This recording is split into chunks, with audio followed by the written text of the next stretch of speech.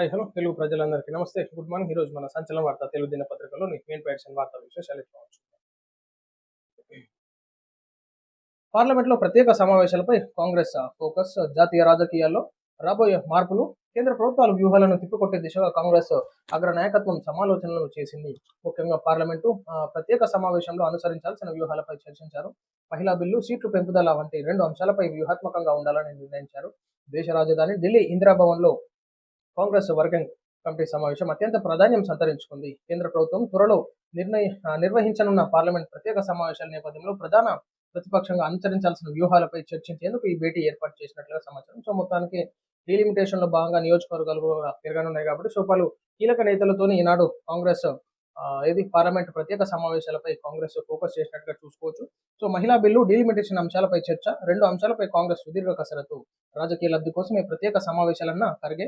తెలంగాణలో డీలిమిటేషన్ ను రేవంత్ నివేదిక సమర్పణ. సో అసలు ఏం జరుగుతుంది డీలిమిటేషన్ లో చేస్తే ఏ విధంగా అవుతుంది, మార్పులు చేర్పులు, రాజకీయ వ్యతిరేకతలు కానీ, లబ్ధులు, నష్టాలు, లాభాలు, నష్టాలు ఇవన్నీ సమర్పించినట్టుగా చూసుకోవచ్చు, అక్కడ ప్రస్తావించినట్టుగా కూడా చూసుకోవచ్చు. మహిళలకు 3,000 6 నెలల్లో యూసీసీ అమలు. బెంగాల్లో భాజపా మేనిఫెస్టో. పశ్చిమ బెంగాల్ అసెంబ్లీ ఎన్నికల నేపథ్యంలో భాజపా తన మేనిఫెస్టోను విడుదల చేసింది. సంకల్ప పత్ర పేరుతో కేంద్ర హోంమంత్రి అమిత్ షా శుక్రవారం దీన్ని ఆవిష్కరించారు. ఈ సందర్భంగా రాష్ట్ర ప్రభుత్వంపై అమిత్ షా తీవ్ర స్థాయిలో విరుచుకుపడ్డారు. ఆ ప్రభుత్వం 15 ఏళ్ల పాలన పశ్చిమ బెంగాల్కు ఒక పీడకలని అభివర్ణించారు. సో మొత్తానికి బెంగాల్లో భాజపా పాగా వేయాలని చూస్తాం కాబట్టి సో అక్కడ ప్రజా తీర్పు ఏ విధంగా ఉంటుందో కూడా మనం వేచి చూడాల్సిందే. అలా వాద్యాలు వేసే కంటే మీ వృత్తిపై శ్రద్ధ పెట్టండి. సుప్రీంకోర్టు వృత్తిపై శ్రద్ధ పెట్టండి. వరుసగా 25 పిల్స్ దాఖలు చేసిన న్యాయవాది సచిన్ గుప్తాపై సుప్రీంకోర్టు అసహనం వ్యక్తం చేసింది. కోర్టులో వ్యాజ్యాలు వేసే కంటే తన వృత్తిపై శ్రద్ధ పెట్టాలని హితవు పలికింది. ముందుగా అధికారులను కలవండి. ఏదైనా సమస్య ఉన్నప్పుడు నేరుగా కోర్టుకు రాకుండా తొలుత సంబంధిత ప్రభుత్వ అధికారులను సంప్రదించాలని స్పష్టం చేసింది. అక్కడ సమస్య పరిష్కారం కాకపోతే కోర్టును ఆశ్రయించాలని సూచించింది. మొత్తానికి సంబంధిత సమస్యలపైన నేరుగా కోర్టుకు కాకుండా, కోర్టు సమయాన్ని వృధా చేయకుండా, కేసులు ప్రోలాంగ్ అవుతూ ఉంటాయి కాబట్టి నాడు ఉన్నటువంటి కేసులకే సమయపాలన లేక సమయం సందర్భం సరిపోక ప్రోలాంగ్ అవుతూ ఉంటాయి కాబట్టి సో ఏది వచ్చినా సరే కానీ ముందు ఆ సంబంధిత అధికారుల దగ్గరికి వెళ్ళి దానిపైన క్లారిటీ తెలుసుకోవాలి. సో అక్కడ స్పందన లేకపోతే కోర్టుకు రావాలని చెప్పేసి కూడా ధర్మాసనం చెప్పిందన్నమాట. ట్రంప్ చెప్పిన లెబనాన్పై వెనక్కి తగ్గని ఇజ్రాయెల్. లెబనాన్పై దాడులకు ఆపాలని అమెరికా అధ్యక్షుడు డొనాల్డ్ ట్రంప్ విజ్ఞప్తి చేసినప్పటికీ ఇజ్రాయెల్ మాత్రం వెనక్కి తగ్గడం లేదు.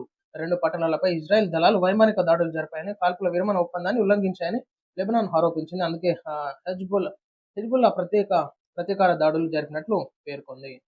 ఈ యుద్ధం ఎప్పుడు జరుగుతుంది, ఎప్పుడు ఆగిపోతుందేమో తెలియదు. 9.36 లక్షల కోట్ల పెట్టుబడులు, 9.62 లక్షల ఉద్యోగాలు పార్థసారథి. కూటమి ప్రభుత్వం అధికారంలోకి వచ్చిన తర్వాత 9.36 లక్షల కోట్ల పెట్టుబడులకు ఆమోదం తెలిపినట్లు మంత్రి కొలను పార్థసారథి తెలిపారు. తద్వారా 9.62 లక్షల మందికి ఉద్యోగాలు లభించాయన్నారు.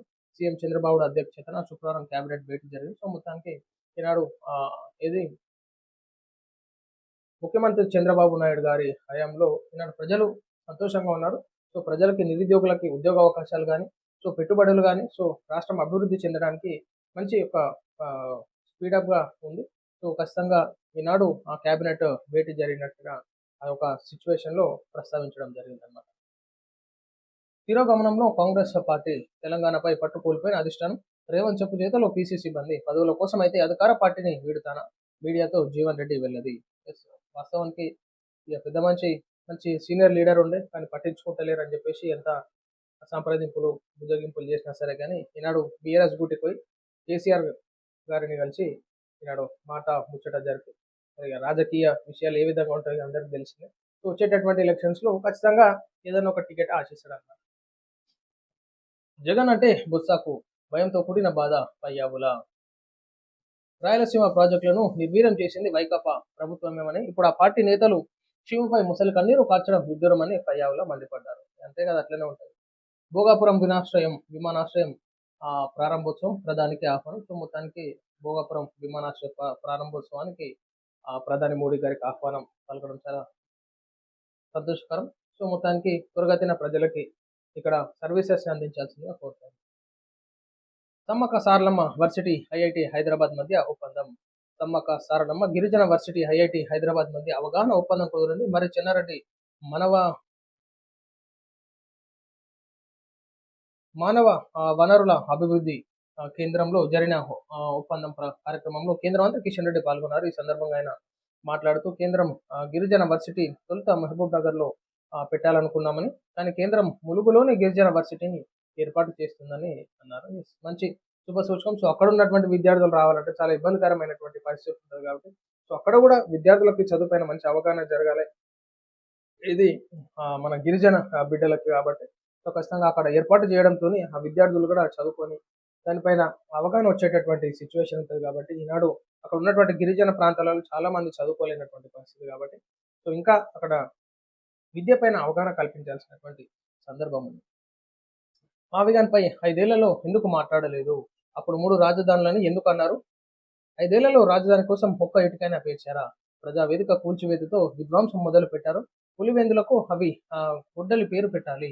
అమ్మ విజయమ్మకు బొత్స బహిరంగ క్షమాపణలు చెప్పాలి. సో మొత్తం మీద ఎవరి ప్రస్తావన, ఎవరి రాజకీయ ప్రస్తావనలు, విమర్శలు ఉంటా ఉంటాయి. సో మొత్తానికి ఇది ప్రజలారా ఈరోజు సంచలన వార్త తెలుగు దినపత్రికలోని మెయిన్ ప్యాషన్ వార్తా విశేషాలు. నమస్తే.